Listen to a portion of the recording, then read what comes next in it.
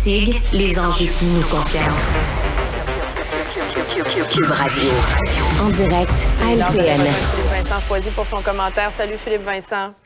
Salut Audrey. Écoute, dans le dossier de l'ingérence chinoise, est-ce que les libéraux font de l'obstruction parlementaire là, devant le comité chargé d'étudier la question?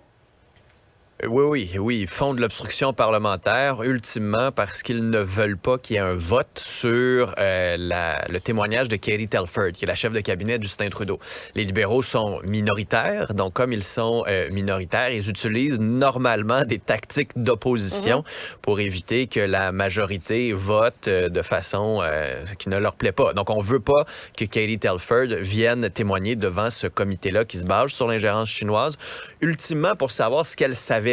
Ce qu'elle a dit au premier ministre, à quel moment elle a parlé au premier ministre, pourquoi n'a-t-elle rien dit au premier ministre, si elle n'a rien dit au premier ministre, est-ce que les agences de renseignement sont venues lui parler, si oui, que lui ont-elles dit? Donc, il y a quand même vraiment une liste importante de questions sur l'ingérence chinoise, notamment autour de Dan Hong, qui est ce député, Han Dong, ce député libéral qui aurait bénéficié de l'argent de Pékin dans sa campagne pour devenir candidat et ensuite député libéral. Donc, il y a quand même pas mal de questions. Et là, depuis plusieurs jours, cette obstruction parlementaire se poursuit.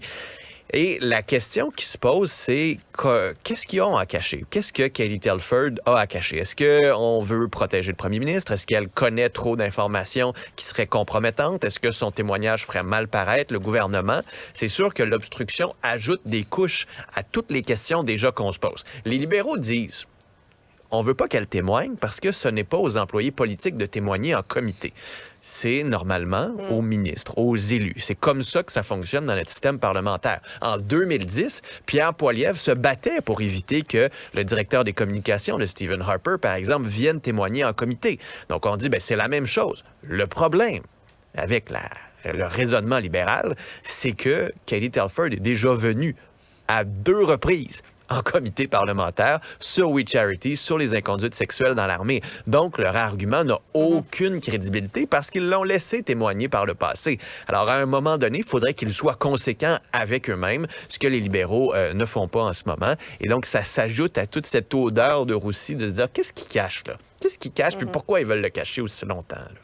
On va parler par ailleurs des soupçons qui sont de plus en plus grands là, contre un sénateur d'origine chinoise pro-Pékin qui s'oppose au registre des agents étrangers. Ça sortit là-dessus en disant que c'était une loi raciste, pas passé inaperçu. Là. Il y a plein de monde qui déjà le soupçonnait ou était un petit peu mal à l'aise avec certaines de ses positions. On le voit, là, Yen Pao, qui est un sénateur nommé par Justin Trudeau, qui au fond, prend toutes les mêmes positions que le Parti communiste chinois. Puis c'est un peu particulier. Il disait, tu peux être contre un registre des agents étrangers pour tes raisons particulières. C'est à ça que sert le Sénat, d'amener des positions différentes, de se poser des questions, d'avoir ce deuxième regard un peu plus neutre sur certains projets de loi. C'est juste que quand on accumule toutes les prises de position, par exemple, sur le génocide des Ouïghours, c'était un des seuls, en fait, c'était le seul à s'opposer, à pas voter pour la reconnaissance d'un génocide alors qu'il y en a un. C'est un de ceux qui a salué la libération de Meng Wanzhou en disant que c'était une otage prise par le Canada. Puis il y a beaucoup de spécialistes qui disent, à un moment donné, quand tu as un discours aussi pro-Pékin, c'est difficile de pas voir que t'es pas vraiment là pour défendre les intérêts de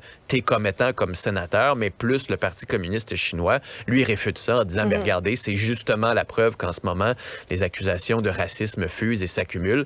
Donc, à un moment donné, c'est une technique que Pékin utilise pour se protéger que d'accuser les autres de racisme. Et là, on le voit exactement la stratégie qui est utilisée, puis de la façon dont on l'utilise aussi, puis d'infiltrer ces réseaux diplomatiques-là, puis démocratiques-là, pour faire entendre la voix et avoir une influence plus grande du côté de la Chine, là. Un mot par ailleurs sur la CAQ qui a refusé hier une motion de l'opposition officielle qui demandait, somme toute, aux élus de ne pas s'attaquer aux médias ou à des journalistes, là, à la liberté de presse, finalement. Oui, contenait à la liberté de presse à l'Assemblée nationale, puis la motion était assez particulière. Elle demandait qu'on ne s'attaque pas personnellement à des journalistes, à des membres de la tribune de la presse.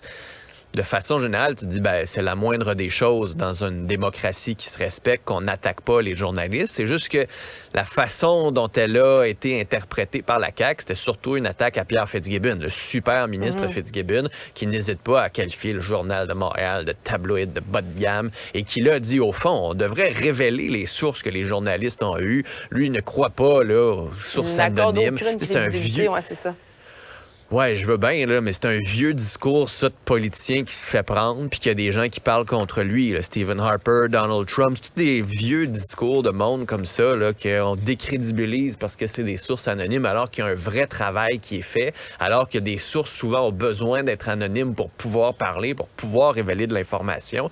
Et je comprends que ça ne lui a pas plu que des ministres, donc des gens de sa propre équipe, aient parlé contre lui, aient évoqué des craintes contre lui, mais c'est important quand même que le public québécois puisse savoir qu'il y a ces craintes-là, puis qu'il n'y a pas juste le journal et quelques chroniqueurs là, qui soulèvent des préoccupations, mais que même au sein de son gouvernement, il y a des préoccupations. Alors, le fait que la CAQ vote contre cette motion-là sur la liberté de presse, là, je dis sincèrement, là, il y a peut-être un petit enjeu et un petit examen de conscience qui doit être fait. Là.